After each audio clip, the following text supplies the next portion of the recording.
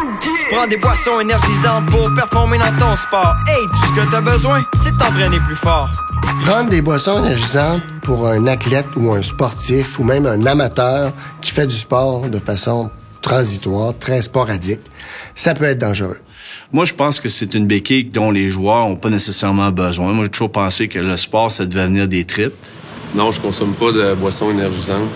J'ai déjà essayé consommer, mais j'aime pas la sensation que ça me procure. On trouve des boissons qui contiennent différents produits, dont le principal contient la caféine, qui est une drogue. Il faut faire la différence entre les boissons énergisantes énergétiques et les boissons sportives. Les boissons énergisantes ou énergétiques contiennent de la caféine, puis contiennent également de la caféine sous une autre forme, sous forme de guarana, qui est une plante qui contient de la caféine. Les boissons énergisantes contiennent aussi de la taurine, qui est un acide aminé, dont le rôle n'est pas tout à fait bien déterminé. Les boissons énergisantes contiennent 4 à 8 cuillerées à thé de sucre par contenant, puis contiennent également certains herbages qui ont un rôle plutôt secondaire.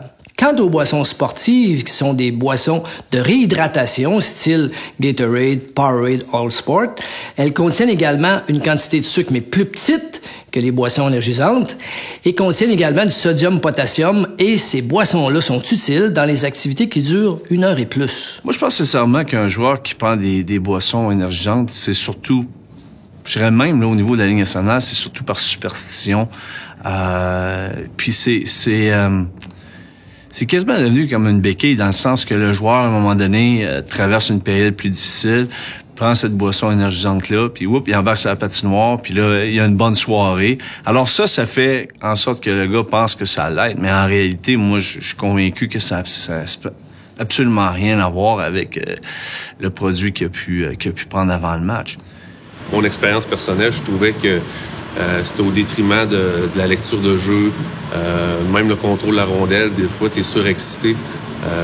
Tu sens la rondelle un peu moins sur ton bâton. Je trouvais que j'étais un petit peu trop excité physiquement. J'étais moins alerte peut-être mentalement pour la lecture de jeu ou ce que j'aime mieux être dans une zone de confort plus calme, plus confiant.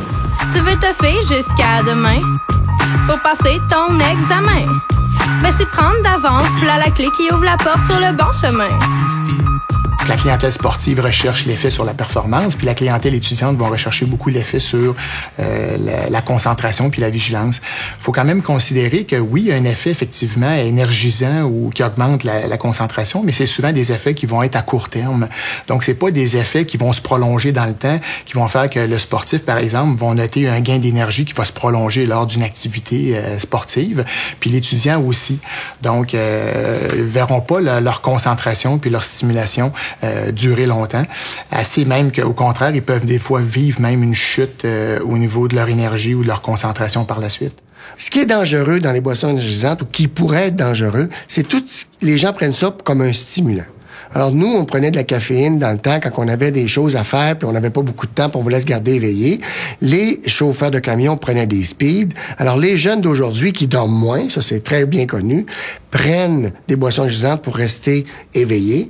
Et la caféine, qui est régulée quand même pour certaines boissons énergisantes en termes de quantité, pourrait être un stimulant chez les gens très, très sensibles.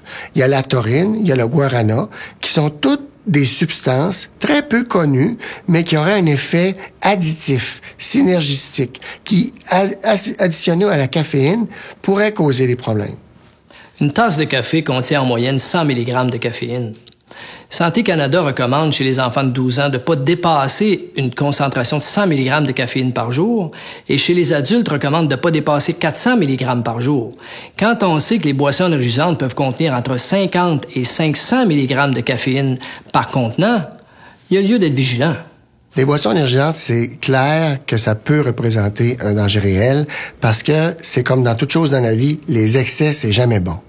Alors nous, ici, à l'hôpital Laval, en cardiologie, on en voit de plus en plus parce que les gens font pas attention parce que pour eux, c'est bénin, les boissons énergisantes, ce qui n'est pas le cas du tout. Et le danger de la caféine, c'est quand même une drogue qui fait partie de la drogue des stimulants. Et devant cette classe-là, ce qu'on peut voir apparaître dans une consommation régulière, mais exagérée, c'est qu'on peut voir apparaître un phénomène de dépendance qui est physique, Et un phénomène aussi de tolérance. La tolérance, ça veut dire quoi? Ça veut dire que si l'étudiant, pour dire quelque chose, consomme 1 ou 2 consommations à tous les jours pour se stimuler, puis qu'il a l'impression qu'au début, ça marchait, il va venir qu'avec le temps, ça sera plus 1 ou 2 consommations, ça va être 3 à 4 pour avoir les mêmes effets. Ça, c'est le phénomène de tolérance.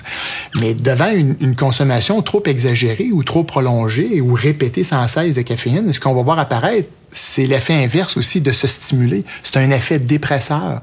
Les gens peuvent vivre des effets qui vont mimer une dépression, peuvent vivre des problèmes d'insomnie, peuvent vivre de la fatigue chronique, peuvent vivre une diminution de leur concentration. Alors, ça paraît un peu ambivalent, mais c'est-à-dire l'effet qui était recherché initialement, c'est-à-dire si c'est une consommation qui est inappropriée puis au long cours, ben on va voir apparaître un peu tous ces effets-là qui, dans le fond, on va essayer d'avoir aidé notre étudiant, on va y avoir nuit. Comme ça, tu te trouves grosse, fait que t'en bois pour maigrir. Mais ce qu'il faut pour vrai, c'est de bien manger et d'aller courir. Il existe sur le marché des boissons énergisantes diètes sans calories. Les boissons énergisantes augmentent le métabolisme basal en augmentant la fréquence cardiaque, en augmentant la tension artérielle, alors ce qui peut amener une perte de poids. Mais cette perte de poids-là est souvent temporaire et insuffisante. Alors les gens auront tendance à consommer davantage de ces boissons énergisantes et c'est là qu'on peut avoir de graves conséquences.